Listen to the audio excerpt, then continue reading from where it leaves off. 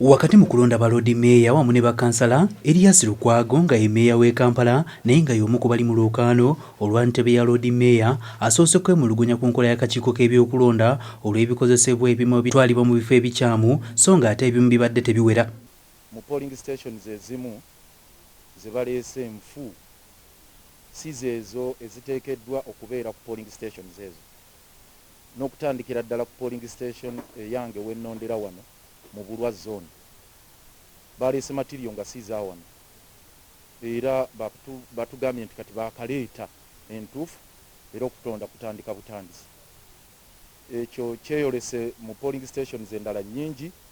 Waliwo ey'okulubiri secondary school waliwo Nalukolongo, waliwo ey'omulule zone wano, waliwo endala nnyingi mu bitundu eby'Omutundwe, Ndeeba, Kabowa ne mu areas ez'Embuya Nakawa.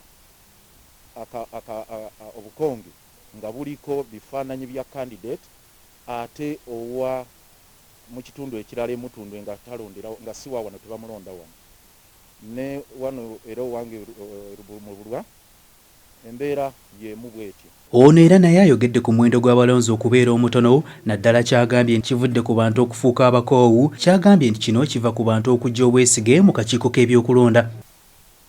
Either Electoral Commission nti eri incompetent teremeddwa okukola omulimu gwayo obulungi, obanga kigenderere okugezaako okwongera okutabangula ebyokulonda mu Kampala okumalamu abantu amaanyi babeere batono.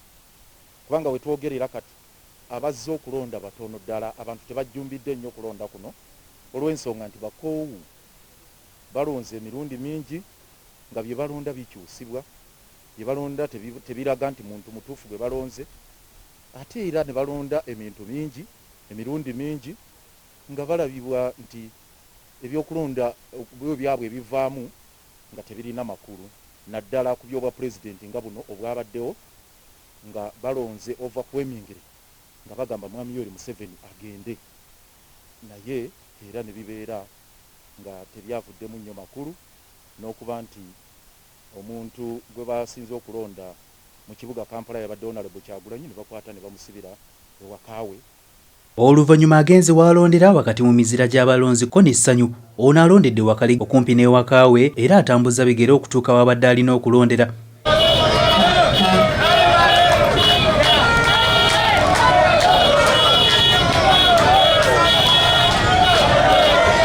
Bo abalonzi bagamba nti tebasobodde kulonda olw'ensonga ezitali zimu, ng'oboolyawo ne bakansala tebakoze mulimu gumala ogw'okunoonya akalulu. Omulundi guno ssebo ekikwawudde n'okwa pulezidenti okubeera nti okwa pulezidenti eyalondebwa si eyalangirirwa. Bakansala tebakoze mulimu gumala olw'ensonga abantu baagala nnyo ssente, kati bakansala tebalina ssente. Okwawukanako n'okulonda kwa pulezidenti okwakaggwa, abalonzi bagamba nti abangi baggwamu amaanyi olw'ebyava mu kulonda ekyabaviirako okwesuulirayo ogwannaggamba. Okulonda kw'abameeya n'okwaba pulezidenti nti okwaba pulezidenti kwajjumbirwa nnyo so nga ate kuno tekujjumbiddwa nnyo. Yenjawulo gyensinga okulaba. Enjawulo yava ku kulonda ne tusuubira kye tusuubidde ne tutakifuna. Kati era bangi tebaafuddeyo na kujja kulonda. Lukwago olumaze okulonda naye asabye akakiiko k'ebyokulonda okulangirira ebituufu, wabula naye yennyamidde olw'omuwendo gw'abalonzi okweveera. Aleme bbukwatamu mwambi abaka mapuliisi tukubira omulanga tokwata mu kalulu k'omuloodi. Elias Lukwago kati anoonya kisanje kya kusatunga loodi meeya era ng'ono amaze emyaka 10 mu kifo kino, newankubadde ekisanje ekyasooka bakansala baagezaako okumuggyamu obwesige. Nze Hasif Sekiwunga ku lwa STV Select ey'enjawulo.